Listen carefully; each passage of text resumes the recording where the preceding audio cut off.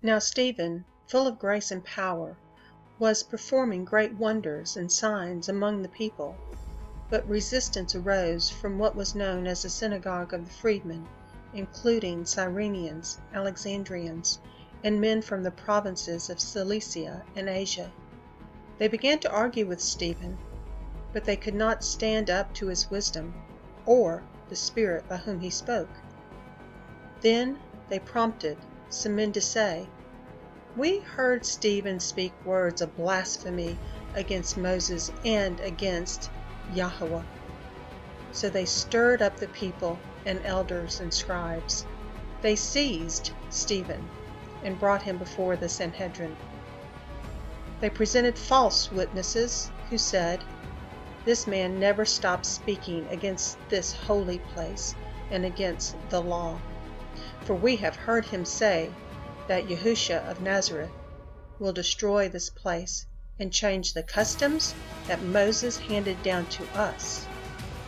And all who were sitting in the Sanhedrin looked intently at Stephen, and they saw that his face was like the face of an angel. Then the high priest asked Stephen, "Are these charges true?" And Stephen declared, "Brothers and fathers, listen to me.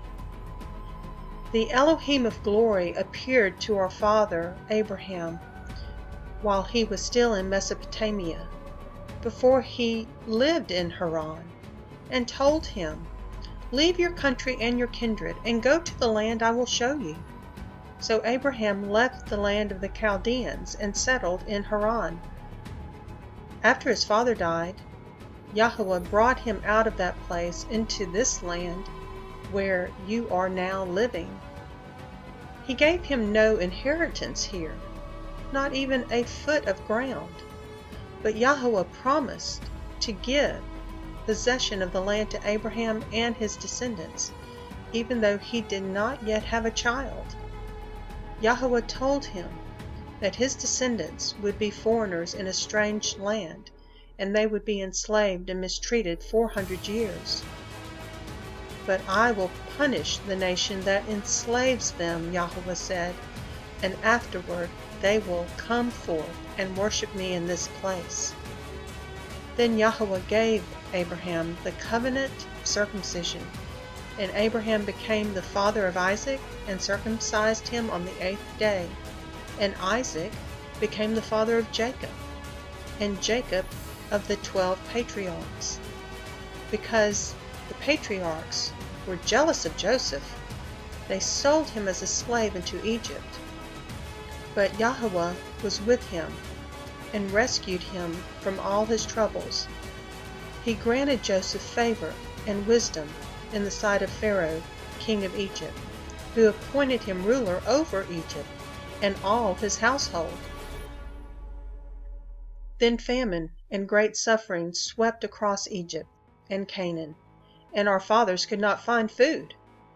When Jacob heard that there was grain in Egypt, he sent our fathers on their first visit. On their second visit, Joseph revealed his identity to his brothers, and his family became known to Pharaoh.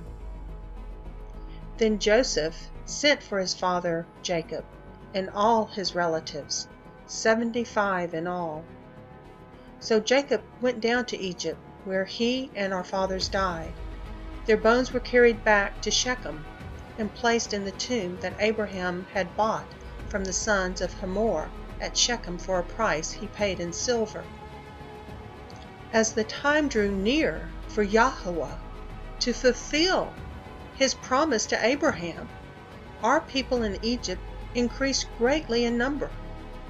Then another king who knew nothing of Joseph arose over Egypt. He exploited our people and oppressed our fathers, forcing them to abandon their infants so they would die. At that time Moses was born, and he was beautiful in the sight of Yahusha. For 3 months he was nurtured in his father's house.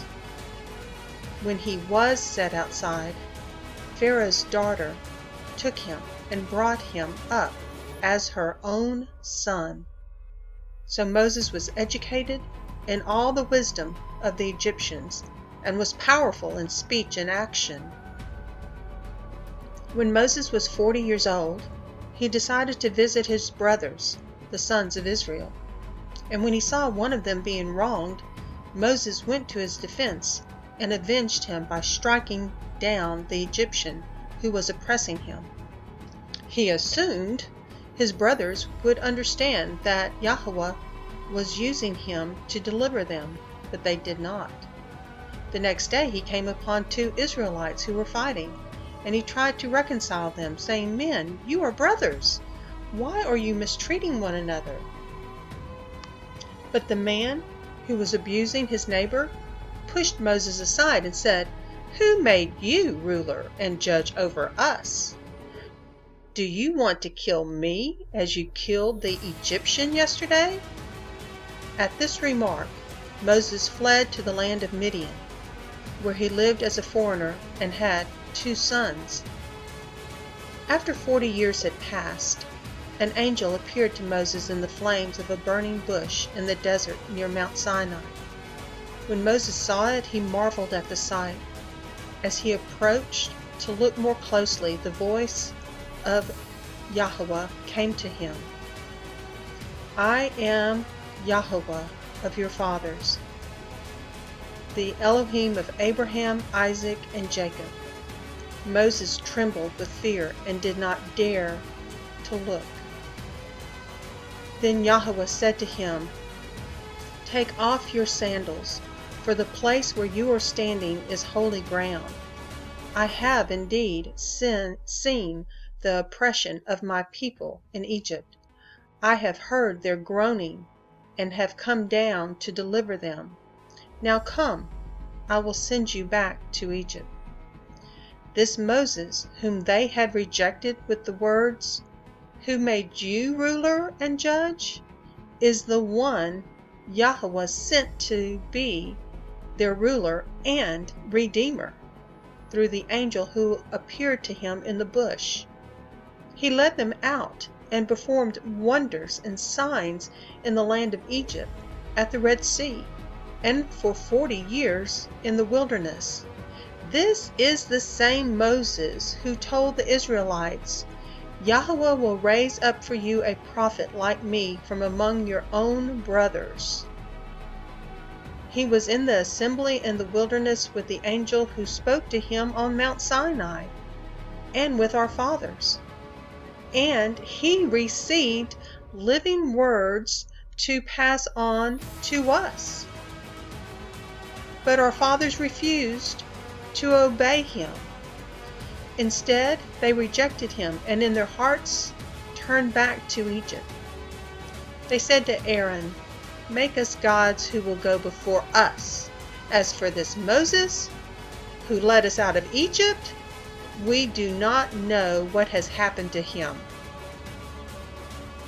At that time, they made a calf and offered a sacrifice to the idol, rejoicing in the works of their hands.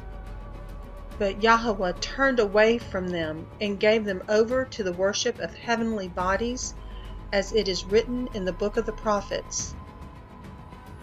"Did you offer me slain beasts and sacrifices 40 years in the wilderness, O house of Israel? You took along the tent of Moloch and the star of your god Remphan, the idols you made to worship. Therefore I will carry you away beyond Babylon." Our fathers had the tabernacle of the testimony with them in the wilderness. It was constructed exactly as Yahweh had directed Moses, according to the pattern he had seen. And our fathers who received it brought it in with Joshua when they dispossessed the nations God drove out before them.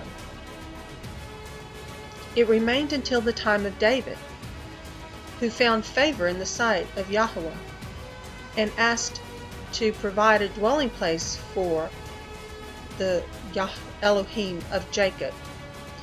but it was Solomon who built a house for him. However, the Most High does not live in houses made by human hands, as the prophet says.